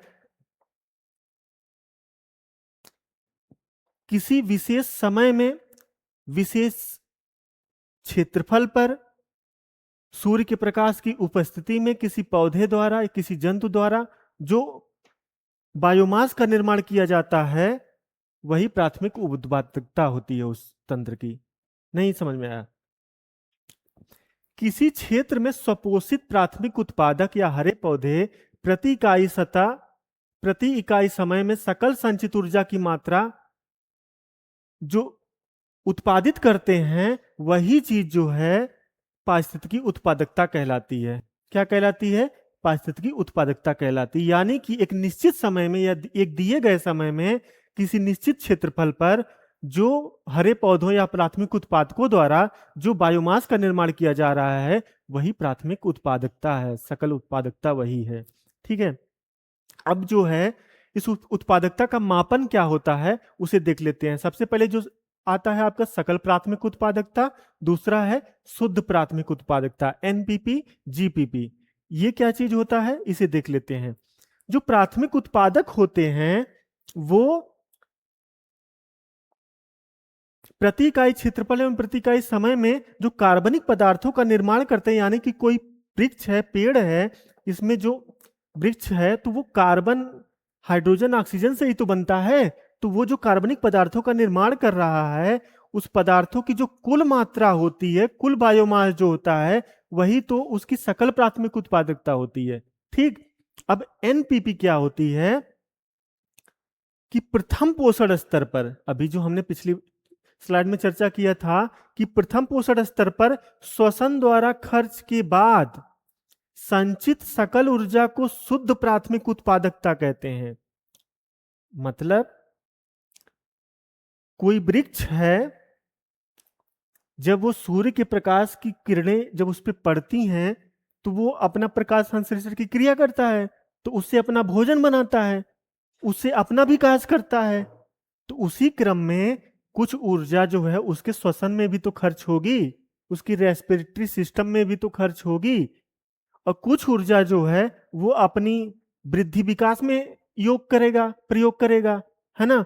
तो उसके पश्चात जो वृद्धि विकास में जो ऊर्जा प्रयोग कर रहा है, तो वही जो ऊर्जा होती है, यानी कि जो बायोमास में जो, यानी कि देखिए सूर्य की प्रकाश है, ये वृक्ष पे पड़ा, समझते हैं फिर से, सूर्य का प्रकाश वृक्ष पे पड़ा तो उससे जो है प्रकाश संश्लेषण की क्रिया के माध्यम से वृक्ष अपने बायोमास का निर्माण किया, अपना विकास किया, लेकिन उसी क्रम में कुछ ऊर्जा जो है श्वसन के माध्यम से निर्मुक्त हो जाती है। तो जो ऊर्जा बायोमास के निर्माण के बाद जो है रेस्पिरेटरी सिस्टम द्वारा मुक्त हो रही है, उसके बाद जो बची हुई ऊर्जा है वही जो है शुद्ध प्राथमिक उत्पादकता कहलाती है। आई बात समझ में? यानी कि प्रकाश संश्लेषण क्रिया में जब पेड़ पौधे अपना विकास करते हैं तो उस दौरान वो जो है श्वसन की क्रिया भी करते हैं तो उसमें जो ऊर्जा नष्ट होती है उसके पश्चात जो बची हुई ऊर्जा है उससे जो अपना विकास करते हैं, जो उत्पादन करते हैं बायोमास का, कार्बनिक पदार्थों का, वही जो है शुद्ध प्राथमिक उत्पादकता कहलाती है। अब क्लियर हो गया होगा। ठीक है, अब इसी क्रम में बायोमास क्या होता है। किसी पारिस्थितिकी तंत्र में प्रति इकाई समय एवं प्रति इकाई क्षेत्र में जीवित पदार्थों के सकल शुष्क भार को बायोमास कहते हैं। अब आप समझ रहे होंगे कि ये सकल शुष्क भार क्या चीज है। सकल शुष्क भार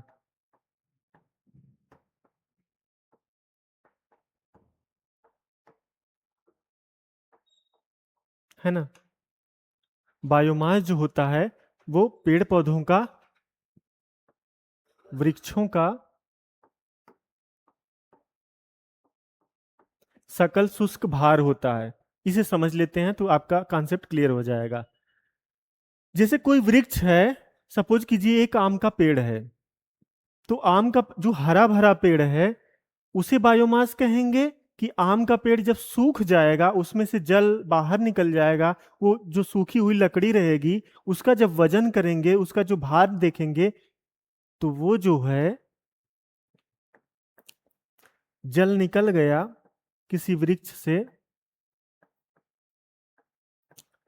से जल निकल गया, तो जो सूखा हुआ भाग है उसका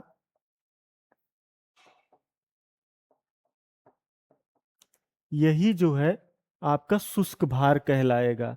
इसका जो वजन है यही जो है आप भार में जो है भार मात्रक है ना, तो उसकी जो गणना करेंगे तो वही शुष्क भार बायोमास कहलाता है। ठीक है, क्लियर हो गया। ये फार्मूला है। सूर्य से जो है ऊर्जा प्राप्त हो रही है। अब ये ऊर्जा जो है प्रकाश संश्लेषण के माध्यम से प्राप्त हो रही है, तो ये जो है जीपीपी के रूप में अभी हमने देखा यहाँ पे इकट्ठा हो रही है।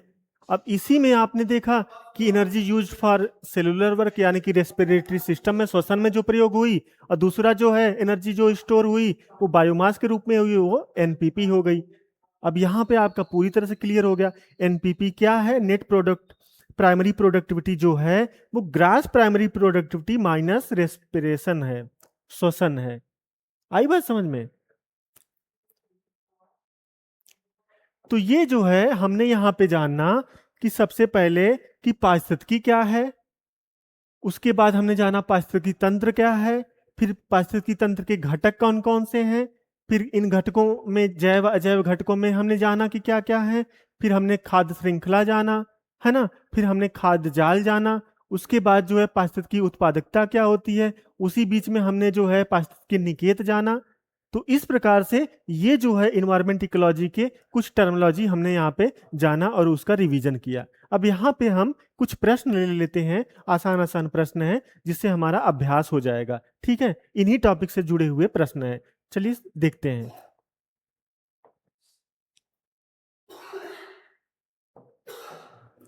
पहला प्रश्न है कि बढ़ते पोषण स्तरों के साथ जीवों द्वारा किस जैविक प्रक्रम के माध्यम से ऊर्जा में प्रगामी क्षय होता है। अब आप इस प्रश्न को पढ़िए।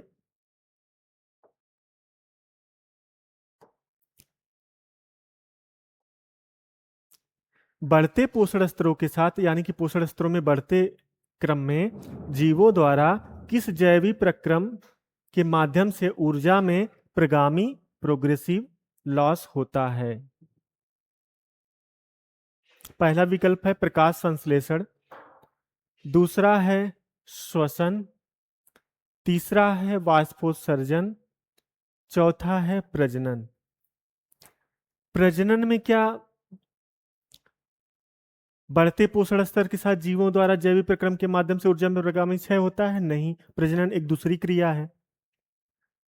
वाष्पोत्सर्जन, अभी हमने इतनी सारी चर्चाएं की, क्या वहां पे वाष्पोत्सर्जन की चर्चा हुई कहीं पे? बिल्कुल भी नहीं। वो एक दूसरी प्रक्रिया है कि पौधों की पत्तियों में स्टोमेटा पाए जाते हैं, वहां से फिर जल का निष्कर्षण होता है ना।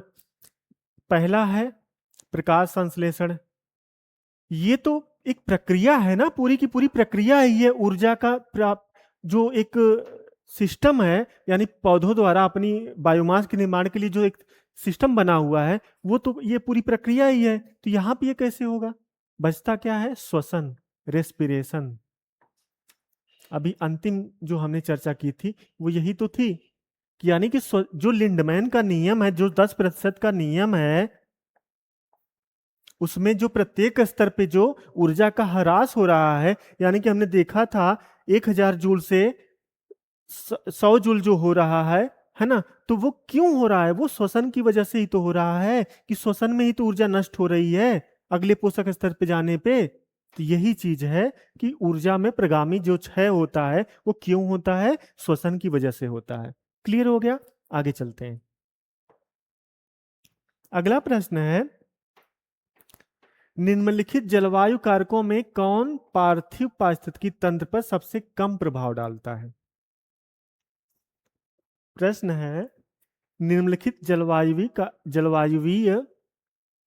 कारकों में कौन पार्थिव पारिस्थितिकी तंत्र पर, यानी कि पृथ्वी के पारिस्थितिक तंत्र पर सबसे कम प्रभाव डालता है? कौन सा? तापमान परिवर्तन। ये समझ में नहीं आ रहा है कि ये तापमान परिवर्तन से किस प्रकार से पृथ्वी का पारिस्थितिक तंत्र प्रभावित होगा, तो ये कैंसिल हो गया। सूर्य प्रकाश की दशाएं में भी हो सकता है।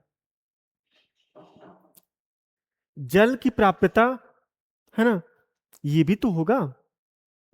लेकिन पवन जो है, आप देख रहे होंगे, पवन का जो है पार्थिव पारिस्थितिकी तंत्र पर कुछ ज्यादा प्रभाव नहीं पड़ता है ना, क्योंकि अगर जल उपलब्ध नहीं रहेगा तो जीवन कैसे चलेगा? वहीं प्रकाश अगर उपस्थित नहीं रहेगा तो प्रकाश संश्लेषण कैसे होगा? उत्पादकता कैसे होगी? वहीं अगर तापमान, अगर यहाँ पे सपोज करो अगर 50 डिग्री सेल्सियस अभी हो गया था तो त्राहिमाम मचा था, है ना। तो अगर तापमान में इस तरह से परिवर्तन हो गए तो कैसे मतलब जैव जीवन संभव होगा? तो इसलिए ये तीनों विकल्प जो हैं ये तो ज्यादा प्रभावी हैं, कम प्रभावी नहीं है, ज्यादा प्रभावी हैं। लेकिन जो पवन है ये अपेक्षाकृत तीनों विकल्पों के कम प्रभावी है। तो इसलिए ये विकल्प आपका सही हो जाएगा। आगे चलते हैं। अगला प्रश्न है, प्रकृति में सर्प पादपों पर निर्भर कीटों को खाते हैं। यदि मोर सर्प को खाता है तो मोर होगा प्राथमिक उपभोक्ता। अब आप जान रहे हैं कोई घास तंत्र है, उस पे कीट हैं, कीट घास को खाते हैं, फिर उन्हें कौन खा रहा है? प्रकृति में सर्प पादपों पर निर्भर कीटों को खाते हैं, इन्हें सर्प खा रहा है। फिर इन्हें को सर्प को कौन खा, कीटों को कौन, सर्प को कौन खा रहा है? मोर खा रहा है। प्राथमिक उपभोक्ता, ये तो होगा ही नहीं, सीधे कैंसिल हो गया। पादपों का अंतिम अपघटक, इसकी कोई चर्चा ही नहीं है। खाद्य स्तूप का शीर्ष उपभोक्ता में भी प्राथमिक अपघटक बिल्कुल भी नहीं, यही ऑप्शन डी सही है। क्लियर हो गया? अगले प्रश्न पे चलते हैं। अगला प्रश्न है, पोषण की दृष्टि से अपघटक होते हैं, जो डिकम्पोजर होते हैं वो पोषक की दृष्टि से क्या होते हैं? स्वपोषी होते हैं, परपोषी होते हैं, मृतोपजीवी होते हैं, विषमपोषी होते हैं? क्या होते हैं?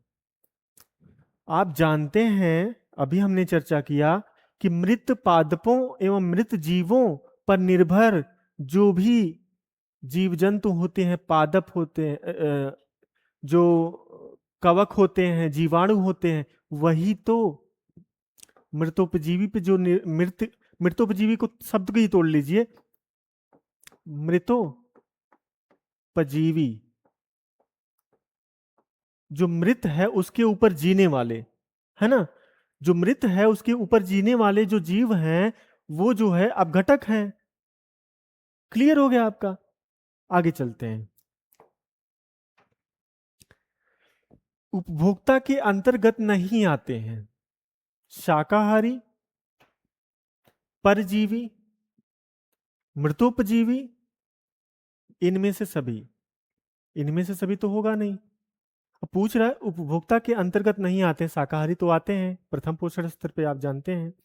परजीवी यानी कि दूसरों के ऊपर जीने वाले, वो भी आते हैं। जो मृतोपजीवी होते हैं वो उपभोक्ता के अंतर्गत नहीं आते हैं, वो तो अपघटक है ना। समझ रहे हैं?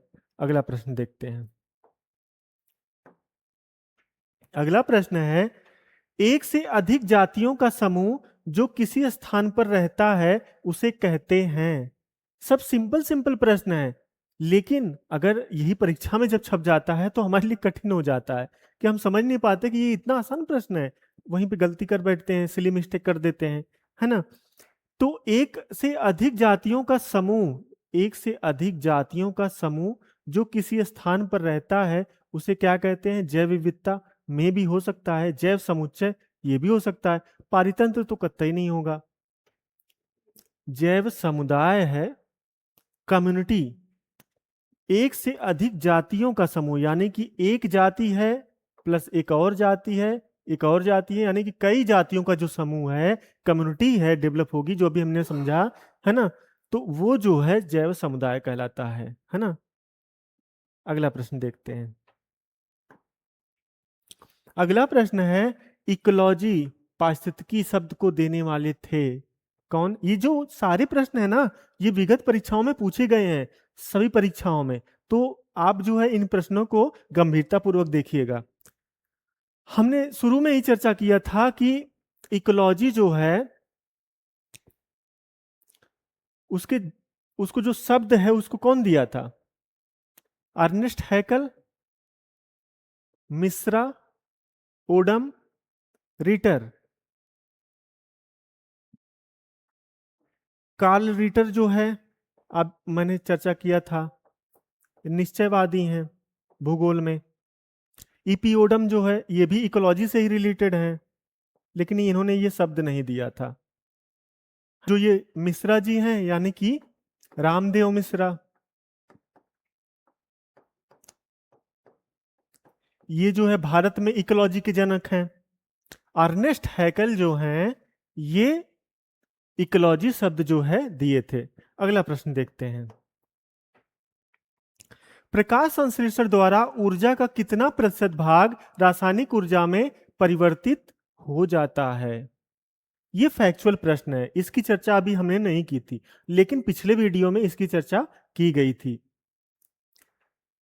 1 से 2%, 1 से 5%, 1 से 10%, 1 से 20%। तो जो विकल्प ए है 1 से 2%, यही आपका सही है। अगला प्रश्न देखते हैं। अगला प्रश्न है, रचना एवं कार्य की दृष्टि से जैव समुदाय वातावरण एक तंत्र की भांति कार्य करते हैं, इसे क्या कहते हैं? जैव तंत्र, जैव तंत्र, जैव समुच्चय, समुच्चय जान रहे हैं एक्युमुलेशन है किसी चीज का, है ना। लेकिन पारितंत्र या पारिस्थितिक तंत्र, रचना एवं कार्य की दृष्टि से जैव समुदाय एवं वातावरण एक तंत्र की भांति कार्य करते हैं, इसे पारिस्थितिकी तंत्र कहते हैं। शुरू में जो डिफिनीशन हमने बताई थी, जो परिभाषा बताई थी, वही तो यहाँ पे प्रश्न में उपस्थित है। ठीक है, अगला प्रश्न देखते हैं। ये प्रश्नों का अभ्यास कराने का मतलब ये है कि जो आपने टॉपिक यहाँ पे पढ़ा है उसका रिवीजन हो जाए। समझ रहे हैं? वो टॉपिक फिर स्थायी हो जाता है। और ये क्लास का उद्देश्य ही ये है कि आप, ये रिवीजन क्लास है ना। बाकी तो आप पढ़ते ही रहते हैं, आप इसको जो है इंटरटेन के पर्पज से जो है आप यहाँ पे इस वीडियो को 2x या 1.5x पे स्पीड पे चला के अपना रिवीजन करते रहेंगे। ठीक है, आगे प्रश्न देखते हैं। एक पारितंत्र में शैवाल हरी काई का स्थान होता है। कोई जलीय तंत्र है या कोई स्थलीय तंत्र है, वहां पे जो काई होती है, जो हरे हरी देखते हैं ना, बरसातों में अभी वर्षा हो रही है, तो वहां पे जो काई जम जाती है, तो वो जो है उसका स्थान पारितंत्र में कहाँ होता है? क्या वो अपघटक होते हैं, क्या वो शाकाहारी होते हैं, या उत्पादक होते हैं? शाकाहारी ये तो होंगे नहीं, क्योंकि ये खुद ही शाक के समान होते हैं, तो ये कैसे हो सकते हैं? उत्पादक हो सकते हैं, अपघटक तो होंगे ही नहीं, है ना, क्योंकि अपघटक तो कवक होते हैं, है ना। जीवाणु होते हैं।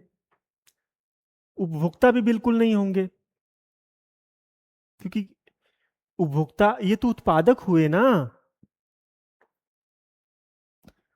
क्योंकि यहीं से तो शुरुआत हो रही थी शैवाल से ही, कि शैवाल सबसे पहले जलीय तंत्र में रहते थे, फिर इनको जो है पिस्सू खाते थे, है ना, फिर उनको छोटी मछलियां खाती थी, फिर उन्हें बड़ी मछली शार्क खाती थी। तो ये जो एक तंत्र निर्मित होता था, तो यहीं से तो शुरू होता था, शैवाल से ही। समझ रहे हैं? अगला प्रश्न देखते हैं।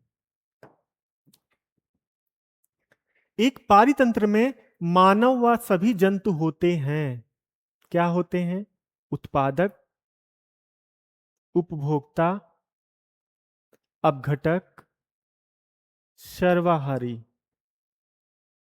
प्रश्न को फिर से देखिए कि एक पारितंत्र में मानव व सभी जंतु होते हैं। उत्पादक होते हैं, मानव उत्पादन करता है? बिल्कुल भी नहीं, पेड़ पौधे करते हैं। मानव अपघटक होता है? बिल्कुल भी नहीं, जीवाणु एवं कवक होते हैं। मानव उपभोक्ता होता है? मे बी सर्वाहारी तो होता ही है, तो इन दोनों में आपको कंफ्यूजन होगा, तो उपभोक्ता होता है। ठीक है, अगला प्रश्न देखते हैं। अगला प्रश्न है, पारितंत्र में बाज का स्थान होता है? कहाँ होता है? उपभोक्ता के रूप में? बिल्कुल होता है। सर्वोच्च उपभोक्ता के रूप में? पता नहीं। प्रथम श्रेणी के उपभोक्ता के रूप में? May be. द्वितीय श्रेणी के उपभोक्ता के रूप में? पता नहीं। अब उसको चित्र के माध्यम से देखते हैं। सबसे पहले ये घास तंत्र है ना, यहां पे जो है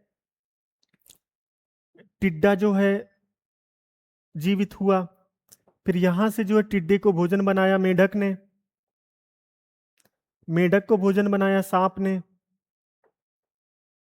सांप को भोजन बनाया बाज ने। अब आप ये बताइए, उपभोक्ता तो हो रहा है, सर्वोच्च उपभोक्ता, इस पे बाद में आते हैं। प्रथम श्रेणी का उपभोक्ता, ये प्रथम श्रेणी का उपभोक्ता है, तो ये तो बिल्कुल नहीं होगा। सांप द्वितीय श्रेणी का उपभोक्ता में भी हो सकता था, ये भी नहीं होगा। लेकिन आप देख रहे हैं सबसे आखिरी में जाके बाज यहाँ पे उपस्थित हो रहा है, तो इसलिए सर्वोच्च उपभोक्ता कहलाएगा। ठीक है, इस प्रकार से हम जो है अध्ययन करेंगे, समझेंगे चीजों को, तो चीजें कंठस्थ हो जाएंगी, याद हो जाएंगी, वो भूलेंगे नहीं। अगला प्रश्न है, पारिस्थितिकी निकेत की संकल्पना को प्रतिपादित किया था? फिर से वही टर्मिनोलॉजी आ गई, है ना। डार्विन ने दिया था, सीपी पार्क ने दिया था, इपियोडम ने दिया था, या ग्रेनेल्स ने दिया था? आप जानते हैं पारिस्थितिकी निकेत की संकल्पना को अभी हमने पढ़ा कि ग्रेनेल्स ने दिया था। अगला प्रश्न देखते हैं। अगला प्रश्न है,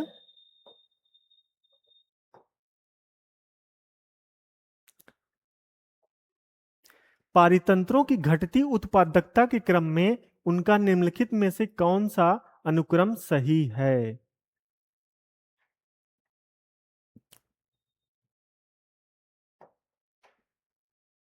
अच्छा, फिर से एक बार प्रश्न देख लेते हैं, तब आपको समझाते हैं।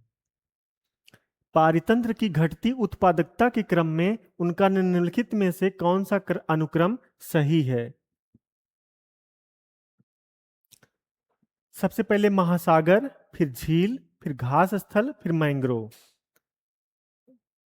फिर मैंग्रोव या महासागर या घास स्थल या झील। अब आपको कुछ समझाते हैं। मैंग्रोव,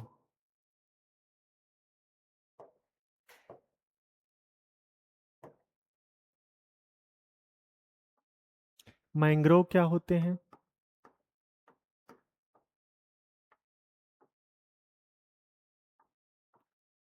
जो भी तटीय क्षेत्र होते हैं, जैसे पश्चिम बंगाल में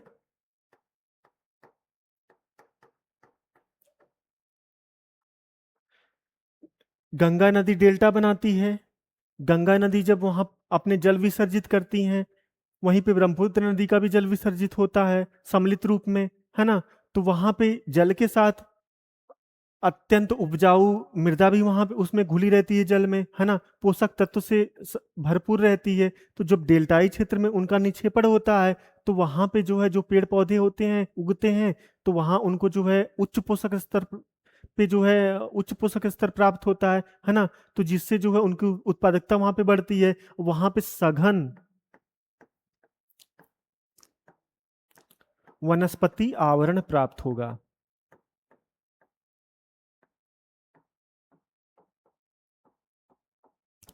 जब सघन वनस्पति आवरण प्राप्त हो रहा है तो इसका तात्पर्य है कि उत्पादकता जो है वहां की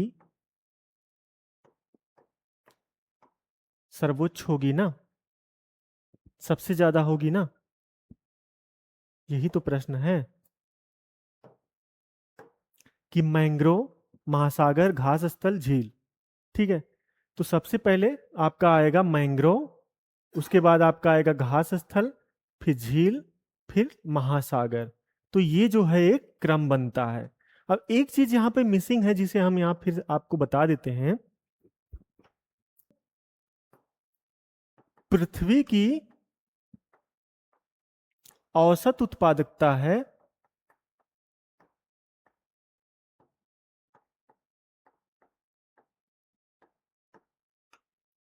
वो लगभग 320 ग्राम प्रति क्षेत्रफल प्रति समय जो है वो है, प्रति वर्ष मतलब ईयर, है ना। यानी कि जो पृथ्वी पे औसत जो बायोमास है उनका कोई क्षेत्र है, पूरे पृथ्वी का जो औसत निकालेंगे जो उत्पादकता का, वो 320 ग्राम के आसपास आएगा। लेकिन जो सर्वाधिक उत्पादक जो क्षेत्र होते हैं वो कौन से होते हैं? पहला होता है ज्वार नदमुख प्लस डेल्टा, नहीं, दलदली क्षेत्र।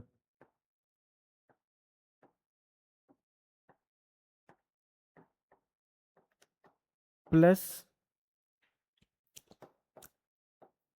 विषुवती वन।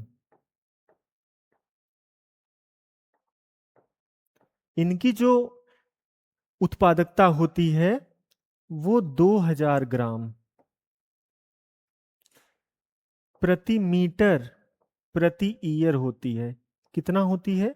2000 ग्राम प्रति मीटर प्रति ईयर होती है। यानी कि जो विषुवतीय क्षेत्र हैं, जो ज्वारनदमुख क्षेत्र हैं, जो दलदली क्षेत्र हैं, वहां पे उत्पादकता जो है अधिकतम होती है। तो ये जो प्रश्न था मैंग्रोव, घास स्थल, झील, महासागर, तो अगर यहाँ पे होता कि मैंग्रोव, ज्वारनदमुख और घास स्थल, तो यहाँ पे और कंफ्यूजन क्रिएट हो जाता। हालांकि यहाँ पे महासागर या घास स्थल दे दिया तो यहाँ पे आप जो है इस चीज से बच गए। तो अभी याद करने के क्रम में आप यहाँ पे याद कर लेंगे कि ज्वारनदमुख, दलदली क्षेत्र और विषुवतीय वन जो होते हैं वहां पे जो सर्वाधिक पृथ्वी पे उत्पादकता, प्राथमिक उत्पादकता प्राप्त होती है। बायोमास वहां पे शुष्क बायोमास जो होता है वो सर्वाधिक प्राप्त होता है। तो इस प्रकार से आज हमने जो है डिटेल में जो है ये सब जो है देखा प्रश्नों को। एक प्रश्न और रह जाता है, पारिस्थितिकी तंत्र से संबंधित कथनों पर विचार कीजिए। पारिस्थितिकी तंत्र शब्द का प्रयोग सर्वप्रथम एजी टांसले ने किया था। हमने बताया आपसे, टी से टांसले, टी से तंत्र, है ना, टी। तो ये विकल्प सही हो गया। जो जीव अपना भोजन स्वयं उत्पादित करते हैं उन्हें स्वपोषित कहते हैं, ऑटोट्रॉप्स कहते हैं। ये भी सही हो गया। प्रकाश संश्लेषण की प्रक्रिया द्वारा उपभोक्ता अपने भोजन का उपयोग करता है। प्रकाश संश्लेषण की प्रक्रिया द्वारा उपभोक्ता अपने भोजन का उपयोग करता है, नहीं। प्रकाश संश्लेषण की क्रिया जो है प्राथमिक उत्पादक जो होते हैं वो करते हैं, ना कि उपभोक्ता करता है। ठीक है, तो ये गलत हो गया। अब अगर तीसरा गलत हो रहा है तो आप देख रहे हैं कि ये भी गलत हो जाएगा आपका, ये भी गलत हो जाएगा, ये भी गलत हो जाएगा। तो एलिमिनेशन मेथड से आपका ये सही हो जाएगा। लेकिन अगला विकल्प हम देख लेते हैं कि वियोजक अकार्बनिक पदार्थ को कार्बनिक पदार्थ में परिवर्तित करते हैं, नहीं।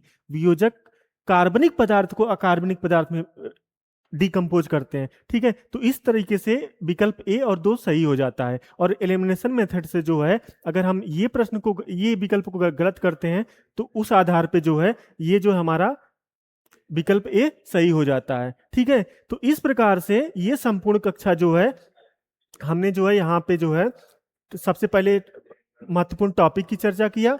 ठीक है, उसके बाद यहाँ से जो प्रश्न उत्पन्न होते हैं उनकी चर्चा किया। तो ये जो है आपका एक संपूर्ण रिवीजन जो है यहाँ पे हो गया। ठीक है, आगे जो है अभी इकोसिस्टम की लगभग 2 कक्षाएं और होंगी। अभी जो है काफी ये लंबा टॉपिक है। ठीक है, तो आपका रिवीजन इसी तरह होता रहेगा। सुनने के लिए धन्यवाद। Thank you.